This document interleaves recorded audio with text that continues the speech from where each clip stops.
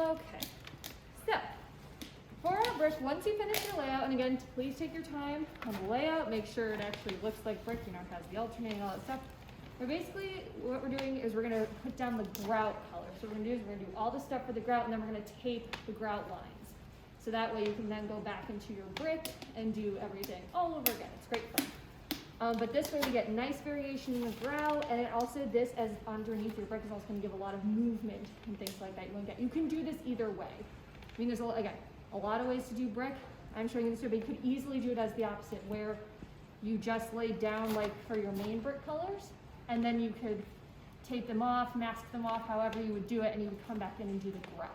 Does that make sense? So I'm showing you one way to do it. You could easily flip that way. So, got our grout colors. In case anyone can't guess what we're going to start with. Scumble. Scumble, yes. Wow. So, our beautiful friend, the Scumble. And on this side of my sample, we see what happens when we mix our paint too thick, is that we lose our lines, which is not optimal. This side, we definitely got it a little bit better. I would still recommend when you are drawing your lines, kind of bring them over the edge a touch, so that way when you come back in to do tape, just in case this is kind of faded out a little bit, you have another little bit. It's kind of like, you know, just insurance. So, because I really wanted the layout to be underneath our scumble, so we have these beautiful, lovely scumble layers unmarred by charcoal and marker and all that good stuff. So, same thing, this is gonna be a little bit of a tighter scumble. You're gonna use 2-inch brushes. And this time I would say be a little bit cautious. These grays, as they start to get on the brush, they do start to look pretty similar. So try and keep track of which one's going in which bucket. Gets mixed up, we all know it happens, just keep rolling. So again, you guys know what a scumble is by now. I'm just showing you so you can see it's gonna be a little bit tighter than usual. You can see in the motion, the movement, you know, the patches aren't so big. You're using 2 inches, it's gonna take a little time for more coverage. But because we're doing the grout lines, which are pretty small, we really want to get that movement in that color as much as we can going on in there. So again, you can leave it pretty patchy, pretty strokey, because as I said, the grout lines are small. Oops, and you can drip everywhere. Go back in there later. But yeah, so just same thing, lay down your patches, don't think too hard. And note, because it is a little bit of a thinner mixture, it's gonna stretch more, but you are gonna get more holidays and stuff like that. So just kind of try and be mindful of that. We don't want a lot of white showing through, blah, blah, blah.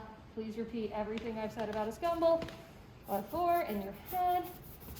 But yeah, just come through. I have to blend back a little bit, but yeah, and again, you don't need to get too thick with it. Make sure it's stretching out, because you also, again, you don't want it to get so thick that it completely covers your lines. So yeah, just 2-inch brush, nice, fun, randomized scumble, pretty patchy, but still don't let it get, we still don't want like harsh round edges, right? Okay, so I'm just gonna finish that up because the white space is bothering me. But that is, yeah, you can see we are really on fire today. Okay. And also, if you have to err towards one color, err towards the dark, because, and again, I will grab the elevation so you can kind of see, but eventually it's gonna be a pretty dark gray outline. So that is our scumble, okay? Questions? Just make sure 2-inch brushes, nice and tight, bibbidi-bobbidi-boo. Okay, so first part is a scumble, and then the next part, we're gonna use our favorite friends, sponges. There it is. Taylor knows what's up, the sponges. So, I don't have gloves in here. Okay, so you're going to actually kind of keep hold of that dark color when you make, when I do mixing tutorial, I'll tell you how much to mix of each one. The dark, you're gonna mix a little bit more, because it's gonna be pulling double duty. So you wanna start with a sponge. It's just damp, like you don't need to make it super wet. For this part of the process, you should just be able to kind of go through. You shouldn't have to rinse off your sponge too much. But basically we're going for something that looks like this with the first. So first we're gonna use this brown color. And again, just kind of, and for this one, wish I had gloves. Just kind of get your sponge nice and painty. Again, as we can see, maybe you want gloves. Entirely up to you. It's not going to hurt you, just water-based paint. But kind of squeeze it out. You don't want it to be too messy. You don't want this to be too drippy. And again, it's another good reason to use gloves. You can kind of make sure your fingers aren't going to drip. But basically, just gonna kind of do an all over with the brown. And since I can see the grout lines, I'll probably go into those a little bit more than I would like, oh, okay, that's mostly brick. But again, you want to kind of keep it all over. You don't want to be like trying to like sneak it into the grout lines. You know what I mean? So nice, all over with the brown. Again, this is another one of those techniques, or one of those where the less you think about it, the better it's probably gonna be. Just don't go too crazy, because we don't want it to totally turn brown. We definitely want nice variation and coverage here. And again, turn your sponge around. You can also like change out your sponge. Like if you don't like what the texture's doing, you can always try something different, but also try like turning it. Like I turned it, it's like, oh cool, I have this really nice edge. I kind of like that. So that'll also give you variation. Nice and quick. Don't get too precious and don't get too dark. So you do that one first, and then, oh wait, sorry guys.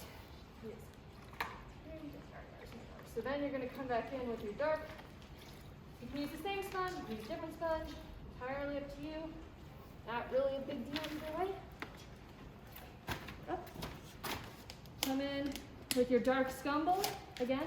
And it's just labeled as the dark Scumble. I didn't label it as a sponge because I didn't want the label to get a little out of hand. So just remember that you're going to want that color too. And again, just kind of a little bit of a dip for this one. You don't want to completely soak this one because it's going to be a little bit of a thicker paint. Just a little bit. And I'm going to come back through and just kind of soften out the browns with the dark gray. Okay?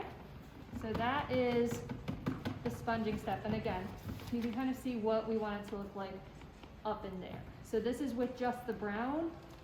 This is sort of what you want your final result. So you've got all that nice variation. You've still got some light kicking through. You don't want it to be like total coverage knocking out the Scumble.